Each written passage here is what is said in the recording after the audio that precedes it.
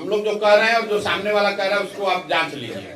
तेजस्वी जी ने कहा कि यहाँ की महिलाओं को 2500 रुपया महीना दे देंगे। अब आप लोग के सबके पास मोबाइल है, मोबाइल में कैलकुलेटर है, जरा जोड़ना शुरू कीजिए। बिहार में 6 करोड़ महिलाएं हैं। अगर बच्चियों को हटा दें तो करीब करीब 5 करोड़ महिला हुई। 5 करोड़ महिला को अगर आप 2500 रुपया महीना देंगे तो टोटल बजट साल का आएगा 1,55,000 करोड़। बिहार का योजना बजट जो है वो 1 लाख करोड़ के आसपास का है। तो 1 लाख करोड़ का बजट है, उसमें 1.5 लाख करोड़ रुपया माई बहन योजना में दे देंगे। 200 यूनिट आप बिजली फ्री दे देंगे तो वो पैसा कहां से आएगा? उसके मुकाबले जनसुराज क्या कह रहा है? जनसुराज कह रहा है कि हम 10 बरस में बिहार में नई शिक्षा की स्थिति क्रिएट करेंगे और जब तक नई शिक्षा व्यवस्था नहीं बनेगी तब तक ये हर व्यक्ति को ये सुविधा होगी कि आप सरकारी विद्यालय अगर ठीक नहीं है, प्राइवेट में अपने बच्चे को भेजना चाहते हैं तो प्राइवेट स्कूल में भेजिए, फीस जो है वो सरकार भरेगी। क्यों कह रहे हैं?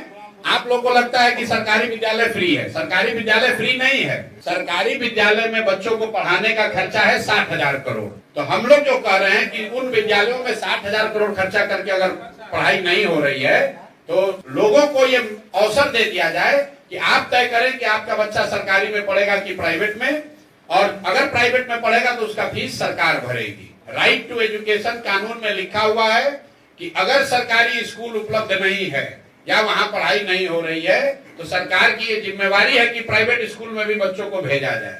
दूसरी बात हम लोग कह रहे हैं कि पलायन 1 साल में रोक देंगे। इसमें फ्री का कुछ काम नहीं है। ये कहा जा रहा है कि बिहार से जो पूंजी का पलायन हो रहा है हर साल 2.5 से 3 लाख करोड़ रुपया जो बैंक यहाँ से पैसा दूसरे राज्य में भेज रहे हैं, बिहार के लोगों का पैसा भेज रहे हैं, उस पूंजी के पलायन को रोककर बुद्धि का पलायन रोका जाएगा। और जिस दिन पूंजी और बुद्धि का पलायन रुका उस दिन श्रम का पलायन अपने आप रुक जाएगा। तीसरी बात हम लोग कह रहे हैं कि मनरेगा से किसानी को जोड़ा जाएगा। अभी मनरेगा का 60% पैसा दिल्ली में हम लोग सरेंडर कर रहे हैं। 100 रुपया बिहार को मिल सकता है तो पिछले वर्ष बिहार ने सिर्फ 39 रुपया ही लिया है। हम लोग ये कह रहे हैं कि किसानों को यहाँ पर मजदूर जो है वो मुफ्त दिया जाएगा। मनरेगा में जो काम करना चाहता है वो खेतों में काम करे, किसानों के साथ मिलकर काम करे, उससे मनरेगा का यूटिलाइजेशन बढ़ेगा, भ्रष्टाचार रुकेगा और बड़े पैमाने पर कृषक बेहतर खेती कर पाएंगे, खासकर नगदी फसलों की खेती कर पाएंगे। चौथी बात हम लोगों ने कही कि यहाँ घर घर रोजी रोजगार हो, उसके लिए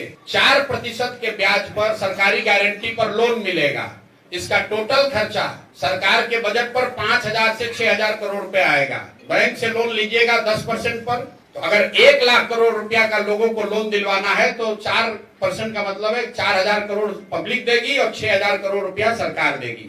तो 6,000 करोड़ रुपया के बजट में प्रावधान से लोगों को 1 लाख करोड़ रुपए का ऋण एडिशनल मिलने लगेगा।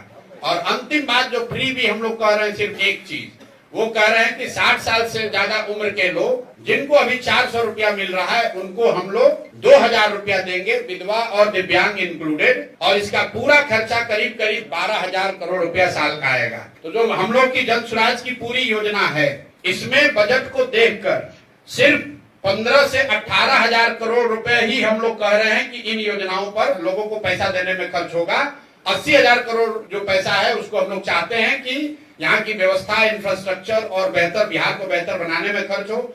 ऐसा नहीं कि 1 लाख करोड़ का बजट है और हम वादा कर रहे हैं 3 लाख करोड़ का। 1 लाख करोड़ का अगर बजट उपलब्ध है, क्योंकि 3 लाख करोड़ का बजट है लेकिन सरकार के पास खर्च करने के लिए 1 लाख करोड़ रुपया ही उपलब्ध है, क्योंकि 2 लाख करोड़ रुपया तो इंटरेस्ट और सैलरी वगैरह में जाता है। तो 1 लाख करोड़ की बजट में हम लोग सिर्फ 15,000 करोड़ रुपए की बात कर रहे हैं। सामने से तेजस्वी जी क्या कह रहे हैं कि 1 लाख करोड़ का बजट है, 2 लाख करोड़ रुपया वो फ्री में दे देंगे। तो आप तय कर लीजिए, बिहार की जनता तय कर लीजिए कि कौन सोच समझ कर बोल रहा है और कौन बिना जाने समझे